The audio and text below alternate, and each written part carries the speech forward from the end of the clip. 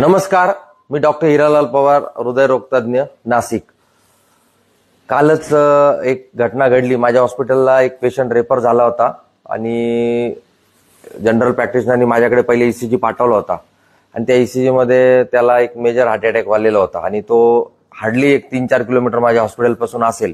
परंतु माझ्या हॉस्पिटलला ज्यावेळेस तो पोहोचला त्यावेळेस तो पेशंट कार्डियक अरेस्टमध्ये होता, ब्रॉड डेड होता। आम्ही त्याच्यावर ईसीजी केला, बरेच प्रयत्न केले, पण वी कुड नॉट रिवाइव्ह हिम। आणि त्यावेळेस मी नातेवाईकांशी चर्चा केली तर त्यांनी सांगितलं की साधारणतः एक 1 किलोमीटर तुमचं हॉस्पिटल असेल त्यावेळेस आमचा पेशंट बोलणं बंद झालं, परंतु पेशंट रिस्पॉन्स करत नव्हता। मला असं वाटतं की जर त्या प्रसंगी त्या नातेवाईकांनी जर त्याला प्रॉपर सीपीआर दिला असता आणि माझ्या हॉस्पिटलपर्यंत जर पोहोचवला असतं तर नक्कीच आपण त्याचा जीव वाचवू शकलो असतो आणि त्याच उद्देशाने आजचा मी हा व्हिडिओ बनवत आहे। सडन कार्डियक अरेस्ट म्हणजे जो माणूस आधी नॉर्मल असतो आणि अचानक कोलॅप्स होतो आणि अशा व्यक्तीला जर आपण योग्य प्रकारे योग्य गाईडलाईन प्रमाणे जर सीपीआर दिला तर नक्कीच आपण त्याचा जीव वाचवण्यात यशस्वी होऊ शकतो। रिसेंटली आपण न्यूज चॅनलमध्ये बघतोय जे सेलिब्रिटीज आहे, आता रिसेंटली शेफाली जरीवाला, सिद्धार्थ शुक्ला, म्हणजे असे बरेच जे सेलिब्रिटीज आहे त्यांचे सडन कार्डियक अरेस्टने मृत्यू झाल्याचं आपण बघितलंय। तर त्यावेळेस आपण थोडंसं या बाबतीत जागरूक होतो। भारतामध्ये साधारणतः एका वर्षामध्ये 7 लाख लोकांना सडन कार्डियक अरेस्ट होतो आणि त्याच्यापैकी फक्त लेस दॅन 5% लोकांना योग्य प्रकारे सीपीआर मिळतो। तर मला असं वाटतं की सीपीआर हा कॉमन पब्लिकला माहीत झाला पाहिजे, कारण जे काही सडन कार्डियक अरेस्ट होतात त्याच्यातल्या 70% कार्डियक अरेस्ट या घरांमध्ये होतात, 20% पब्लिक प्लेसेसमध्ये होतात आणि फक्त 10% कार्डियक अरेस्ट या हॉस्पिटलमध्ये होतात। त्यामुळे कॉमन पब्लिकला सीपीआर हा आलाच पाहिजे योग्य प्रकारे आणि योग्य गाईडलाईननी। आता आपण सीपीआर कसा केला जातो आणि त्याच्या स्टेप्स काय असतात हे जाणून घेऊयात। सगळ्यात महत्त्वाचं सीपीआर मध्ये ऍक्ट नाऊ याचा अर्थ असेसमेंट, त्यानंतर कॉल फॉर हेल्प आणि ट्रीटमेंट हे 3 पार्ट असतात। तर त्याच्यामध्ये असेसमेंटमध्ये आपण त्याच्या 3 गोष्टी बघतो। सगळ्यात पहिले जी आहे ती आपण पेशंट रिस्पॉन्सिव्ह आहे किंवा नाही या गोष्टी बघतो। त्यानंतरून आपण दुसरं जी गोष्ट बघतो पेशंट ब्रीदिंग करतो किंवा नाही करत हे चेक करतो आणि तिसरं महत्त्वाचं म्हणजे आपण त्याची पल्स चेक करतो। तर सगळ्यात महत्त्वाचं आपण ज्यावेळेस पेशंट रिस्पॉन्सिव्ह आहे की नाही आपण पेशंटला आपण टॅप करतो। जसं आपण विचारणार भाईसाब किंवा बाबा उठा, किंवा आपण त्याला त्याच्या छातीला मारू शकतो, बाबा उठा, बाबा उठा, असं आपण करू शकतो। त्याने आपण बघू शकतो जर पेशंट रिस्पॉन्सिव्ह असेल तर तो लगेच हालचाल करेल किंवा आपल्याला आवाज देईल। जर त्यांनी कुठलाही रिस्पॉन्स केला नाही तर आपण त्याची नेक्स्ट स्टेप म्हणजे त्याचं ब्रीदिंग चेक करतो। ब्रीदिंग चेक करण्यासाठी आपण त्याचं रेस्पिरेशनमुळे त्याची छाती वर खाली हलते की नाही ते बघतो आणि दुसरी जी मेथड आहे ती आपण कान लावून त्याचे श्वास येत आहेत की नाही ते ऐकू शकतो।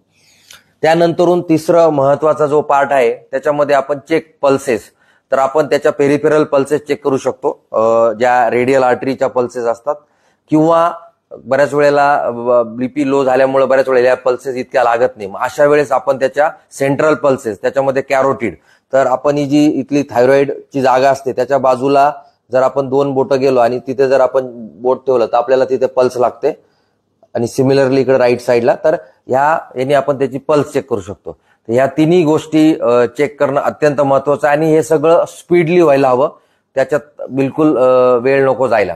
त्याच्यानंतरून जे दुसरं महत्त्वाचं जे हे आहे त्याच्यामध्ये आपल्याला कॉल फॉर हेल्प, म्हणजे मधल्या वेळामध्ये आपण जर आपल्या बाजूला जर पब्लिक प्लेसेसमध्ये जर ही घटना घडली असेल तर तिथे गर्दी असते, गर्दीमध्ये जर एखादा आपल्या ओळखीचा कोणी असेल, जसं एखादा कुणाल ओळखीचा, तर कुणाल पटकन अँब्युलन्सला बोलव असं आपण त्याला आवाज देऊ शकतो। किंवा एखादा कलरचा कोणी शर्ट घातला असेल, रेड शर्टवाले बाबा तुम्ही पटकन अँब्युलन्सला बोलवा, तसं आपण इन्स्ट्रक्शन देऊ शकतो। आता जो ऍक्ट नाऊ मधला जो टी आहे तो म्हणजे ट्रीटमेंट, म्हणजे आपल्याला आता सीपीआर करायचं आहे। तर सीपीआर करताना हे जे स्टर्नम बोन असतं सेंटर ऑफ द चेस्ट, त्या स्टर्नम म्हणजे ब्रेस्ट बोनचा जो लोअर 1/3 पार्ट असतो तर त्या पार्टमध्ये आपल्याला सीपीआर करायचा असतो। आपला जो राईट किंवा जो डॉमिनंट हँड आहे तो आपण व्हर्टिकली त्यावर प्लेस करतो, त्याच्यामध्ये आपण इंटरलॉक करतो लेफ्ट हँडचे फिंगर्स आणि साधारणतः 2 इंच डीप जाईल या प्रेशरने आपण त्याच्यावर कॉम्प्रेशन देतो आणि हे जे कॉम्प्रेशनचं जी या प्रकारे आपण ते कॉम्प्रेशन देतो. हे एका मिनिटात साधारणतः 100 ते 120 कॉम्प्रेशन्स झाले पाहिजे, म्हणजे एका सेकंदाला 2 कॉम्प्रेशन. आणि हे कॉम्प्रेशन आपल्याला कंटिन्यू करायचे. या प्रकारे आपण ते कॉम्प्रेशन कंटिन्यू करायचे. आता या कॉम्प्रेशनमुळे काय होतं की ज्यावेळेस आपण कॉम्प्रेशन देतोय त्यावेळेस हार्टमधनं ब्लड पंप होतंय आणि पेशंटच्या ब्रेन, किडनी आणि वेगवेगळ्या अवयवाला रक्त भेटतं. आणि ज्यावेळेस आपण कॉम्प्रेशन रिलीज करतो त्यावेळेस त्याच्या पायाकडनं, हाताकडनं वगैरे सगळं ब्लड हार्टमध्ये रिफिल होते. आणि ह्या गोष्टींमुळे काय होतं की पेशंटचं न्यूरोलॉजी, किडनी वगैरे या सगळ्या ऑर्गन्सवर फंक्शनिंग राहतात, त्याला प्रॉब्लेम येत नाही. तर हे असं CPR करताना आपल्याला साधारणतः 2 मिनिटानंतर आपण थकू शकतो. तर अशा वेळेस आपण हेल्प म्हणून ज्याला कोणाला CPR येत असेल तर त्याची आपण मदत घेऊ शकतो आणि थोडी रेस्ट घेऊन आपण पुन्हा CPR करू शकतो. आता तिसरं महत्वाची गोष्ट आहे की बऱ्याच वेळेला ब्रिदिंगचा पण एक कॉम्पोनंट असतो, त्यामुळे आपण 30 कॉम्प्रेशन नंतरून पेशंटला ब्रिदिंग देऊ शकतो. बऱ्याच वेळेला कोविड नंतरून बरेचसे इश्यूज झाले होते, त्यामुळे ब्रिदिंग जरी नाही केलं आपण किंवा तुम्हाला जर कम्फर्ट वाटत नसेल ब्रिदिंग द्यायला पेशंटला, आपण माउथ टू माउथ ब्रिदिंग देऊ शकतो या प्रकारचं.